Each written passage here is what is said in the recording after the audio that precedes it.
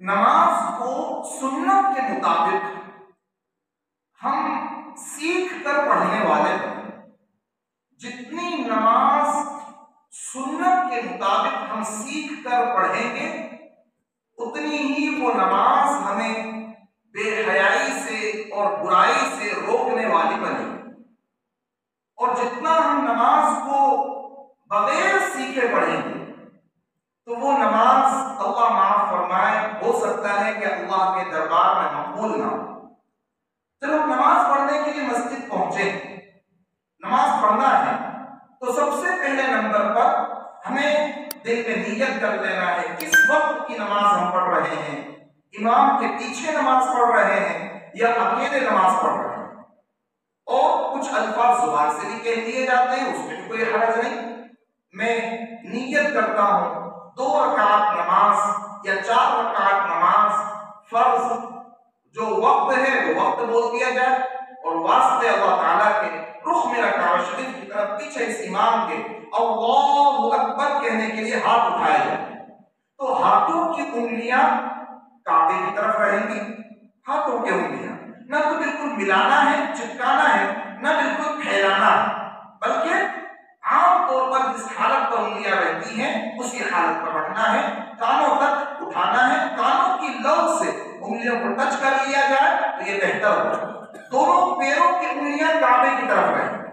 दोनों पैरों की उंगलियां सीधी रहेंगी, ना तो ऐसे पांव रखना है ऐसे और ना ऐसे पांव रखना है, बल्कि दोनों पैरों की उंगलियां सीधी रहें, कदम सीधे रहें, उंगलियां काबे की तरफ रहें और दोनों पैरों के दरमियान, दोनों कदमों के दरमियान तकरीबन 4 उंगल का फासला रखा जाए। हाथों को उठाया गया कानों की लौ तक और अल्लाहु अकबर कहकर हाथों को नाभ के नीचे बांधा जाएगा। नाभ के नीचे हाथों को बांधने का तरीका यह है कि जो अंगूठा है और सबसे छोटी उंगली है इससे गट्टे पर हल्का बनाया जाएगा और तीनों उंगलियों को कलाई पर रखा जाएगा और नाभ के नीचे हाथ बांधे जाएंगे। उसके बाद सना पढ़ी जाएगी, नजर हमारी सजदे की जगह पर रहेगी और सना सुब्हानक अल्लाहुम्मा व बिहम्दिका व तबारक अस्मुका व तआला जद्दुका व ला इलाहा गैरुक। अगर इमाम साहब के पीछे हम नमाज पढ़ रहे हैं तो सना पढ़कर खामोश हो जाना है, और अगर इमाम साहब के पीछे नमाज नहीं पढ़ रहे, हम अकेले नमाज पढ़ रहे हैं, तो फिर सना के बाद अऊज़ु बिल्लाहि मिनश शैतानिर रजीम पढ़ना है, फिर बिस्मिल्लाहिर रहमानिर रहीम पढ़ना है और फिर सूरह फातिहा पढ़ना है। आहिस्ता से वलद्दाल्लीन के बाद आमीन कहना है। और अगर हम खुद नमाज पढ़ रहे हैं, इमाम के पीछे नमाज नहीं पढ़ रहे हैं, तो फिर सूरत शुरू करने से पहले बिस्मिल्लाहिर्रहमानिर्रहीम पढ़ना ये बेहतर होता है और उसके बाद सूरत पढ़ी जाएगी। फिर उसके बाद अल्लाहु अकबर कहकर रुकू में जाएंगे। रुकू में जाने का और रुकू करने का तरीका हम आपको बताते हैं सुन्नत के मुताबिक। देखिए, अब चूंकि मैं तो माजूर हूं, कमर मेरी बराबर सीधी हो नहीं पाती, हम अपने मदरसे के एक तालिब इल्म को बुलाते हैं और वो आपको रुकू करके बताएं। आए, रुकू कीजिए, रुकू कीजिए। ये आप रुकू करने का तरीका आप देखें और सीखें कि ये कमर बिल्कुल सीधी रहेगी, सर भी बराबर रहेगा और पिछला हिस्सा भी बराबर रहेगा, कहीं से ऊंचा नीचा नहीं रहेगा। अब हम आपको बताने के लिए आपकी जानिब रुख करवाते हैं ताकि घुटनों को कैसे पकड़ना और हाथ कैसे रहेंगे। इधर रुख कीजिए, हाथों को फैलाएंगे, उंगलियों को कुशादा करेंगे और घुटनों को मजबूती से पकड़ेंगे। हाँ, तो ये कमर बिल्कुल बराबर रहेगी। इस तरह से कुशादा करके घुटनों को मजबूती के साथ पकड़ा जाएगा और कम से कम 3 मरतबा सुब्हान रब्बियल अज़ीम, सुब्हान रब्बियल अज़ीम, सुब्हान रब्बियल अज़ीम, ये 3 मरतबा पढ़ना है, 5 मरतबा पढ़ लें, 7 मरतबा पढ़ लें या 9 मरतबा पढ़ लें, ये जितना ज्यादा पढ़ना हो अल्लाह तबारक व तआला की बड़ाई बयान करते हुए ये पढ़ना है। जब रुकू से उठेंगे तो रुकू से उठने के लिए समी अल्लाहु लिमन हमिदा कहते हुए उठेंगे, समी अल्लाहु लिमन हमिदा। और अगर आप इमाम हैं तो रब्बना लकल हम्द भी कह ले, बेहतर है, समी अल्लाहु लिमन हमिदा और रब्बना लकल हम्द। और अगर इमाम साहब के पीछे नमाज पढ़ रहे हैं तो आपको सिर्फ रब्बना लकल हम्द कहना है। अगर आप नमाज अकेले पढ़ रहे हैं तो भी दोनों कहें, अगर आप इमाम हैं तो भी समी अल्लाहु लिमन हमिदा के बाद रब्बना लकल हम्द कहेंगे तो बेहतर है, और अगर नहीं कहेंगे तो कोई गुनाह नहीं है। अब उसके बाद सजदे में जाना है। सजदे में जो जाना है तो सजदे में जाने में कई लोग गलती करते हैं। आइए हम सुन्नत तरीके के मुताबिक सजदे में जाना सीखते हैं। इधर आइए। सबसे पहले जब कौमे में थे तस्मीर और तहमीद दोनों हो गए, अब अल्लाहु अकबर कहते हुए सजदे में जाएंगे। चलिए, तो सबसे पहले हमने घुटनों को टेका सबसे पहले, उसके बाद हाथों को रखा और दोनों हाथों के दरमियान सजदा होगा, और उसके बाद नाक को रखा और पेशानी को रखा। और सजदे में ये पैरों की उंगलियां ये काबे की तरफ रहेंगी।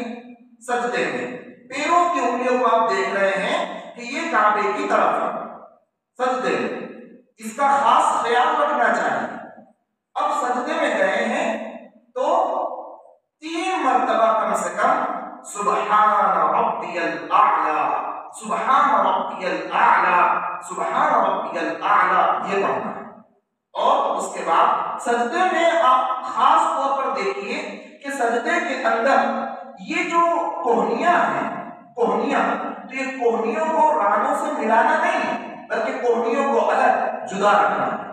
कई लोग कोहनियों को इस तरह घुटने से या रान से मिला देते हैं, जो गलती है। कई लोग ये कलाई को जमीन पर बिछा देते हैं, ये भी गलत है। और कई लोग इस तरीके से ये बाजुओं को पेट से मिला देते हैं या पेट को रान से मिला देते हैं, ये भी गलत है। पेट रान से दूर रहेगा, कलाइयां और बाजू ये भी रान से और पेट से दूर रहेंगे, और ये कलाई को जमीन पर नहीं रखा जाए, और हाथों की उंगलियां भी सीधी रहेंगी, हाथों की उंगलियां और मिली हुई रहेंगी, बिल्कुल मिलाकर रखेंगे, मिलाकर। और अब तस्बीहात पढ़ी जाएंगी और तस्बीह के बाद बैठेंगे, जलसे में बैठिए तो इसमें उल्टे पैर को बिछाया जाएगा और सीधे पांवों को खड़ा रखा जाएगा। अब उसका इत्मीनान से जब बैठ गए फिर दूसरा सजदा करेंगे, दूसरा सजदा, दूसरे सजदे में जब गए फिर पैरों की उंगलियां काबे की तरफ और कलाई बाजू सब खुले हुए रहेंगे और हाथों की उंगलियां भी काबे की तरफ रहेंगी। अब सजदे से जब उठेंगे तो सबसे पहले पेशानी उठाएंगे, पेशानी, फिर नाक, फिर हाथ और फिर घुटने, और ऐसे के ऐसे ही सीधे खड़े हो जाएंगे। अब दूसरी रकात जब हम शुरू करेंगे तो फिर हाथों को उसी तरीके से नाक के नीचे बांध लेंगे और बिस्मिल्लाहिर्रहमानिर्रहीम शुरू में पढ़ेंगे। हर रकात के शुरू में हम अपनी नमाज पढ़ रहे हैं या नमाज पढ़ा रहे हैं तो हर रकात में सूरह फातिहा के शुरू में बिस्मिल्लाहिर्रहमानिर्रहीम पढ़ना सुन्नत है। तो बिस्मिल्लाह पढ़ेंगे, सूरह फातिहा पढ़ेंगे और फिर वलद्दालीन के बाद आमीन कहेंगे आहिस्ता, और फिर बिस्मिल्लाह पढ़कर सूरत मिलाएंगे और फिर उसी तरीके से दूसरी रकात को मुकम्मल करेंगे। 2 रकात वाली नमाज अगर है तो 2 रकात में जब हम काबे में बैठेंगे तो अत्तहियात पढ़ेंगे, और अत्तहियात में जब बैठेंगे तो उसी तरीके से उल्टे पांव को बिछाकर और सीधे पांव को खड़ा बैठकर, बताइए, काबे में उल्टा पांव बिछाकर और सीधे पांव को खड़ा रखना। अब अत्तहियात पढ़ रहे होंगे, इधर रुख करें थोड़ा सा ताकि तशहुद में जो उंगली उठाई जाती है वो समझाई जा सके। तशहुद जब पढ़ रहे होंगे, अत्तहियात पढ़ रहे होंगे तो लिल्लाहि वस्सलावातु वत्तय्यिबात अस्सलामु अलैका अय्युहन नबिय्यु व रहमतुल्लाहि व बरकातुहू अस्सलामु अलैना व अला इबादिल्लाहिस सालिहीन। अशहदु के बाद अब ये हल्का बनाया, इस तरीके से हल्का बनाया और ला पर उंगली उठाई जाएगी, ला पर उंगली को उठाया जाएगा और इल्ला पर उंगली को रखा जाएगा। ला ला इलाहा इल्लल्लाह व अशहदु अन्ना मुहम्मदन अब्दुहु व रसूलुहु। अब 2 रकात वाली नमाज में उसके बाद दुरूद शरीफ पढ़ लेंगे, दुआए मासूरा पढ़ लेंगे और उसके बाद सलाम फेर लेंगे। सलाम जब फेरा जाएगा तो पहले सीधी तरफ सलाम फेरा जाएगा और नजर कंधों पर रखी जाएगी और सफ में लोग हैं, बाजमात नमाज पढ़ रहे थे, तो ऐसी सूरत में जो हमारे सीधी तरफ लोग हैं, सलाम में उन लोगों की भी नियत करना है और नेक जिन्नात की भी नियत करना है और फरिश्तों की भी नियत करना है। और उल्टी तरफ सलाम फेरेंगे, उसमें भी नजर उल्टे कंधे पर रखना है और नियत करना है जो उल्टी तरफ लोग हैं उनकी और नेक जिन्नात की और फरिश्तों की जो हमारी नमाजों में हाजिर होते हैं। तो और अगर 4 रकात वाली नमाज है तो सिर्फ 2 रकात पर अत्तहियात मुकम्मल करके खड़े हो जाएंगे और फर्ज नमाज है तो तीसरी रकात में और चौथी रकात में सिर्फ सूरह फातिहा पढ़ेंगे। सुन्नत है तो तीसरी और चौथी रकात में सूरह फातिहा के साथ सूरत भी मिलाएंगे और फिर वो आखिरी काते में अत्तहियात के बाद दुरूद शरीफ और दुआ पढ़कर उसी तरीके से सलाम फेरा जाए। ये है नमाज का इंतहाई आसान सा तरीका ताकि हमारी नमाजें दुरुस्त हो जाए और नमाज जब दुरुस्त होगी तो इंशाअल्लाह हमारे बकिया अमाल भी दुरुस्त हो जाएंगे। ये साथ में हम अपने मदरसे के तलबा को भी हासिल किए हुए हैं ताकि हमारे मदरसे के जो तलबा हैं वो भी नमाज का सही तरीका सीख सके और आप हजरात भी नमाज का तरीका सीख सके।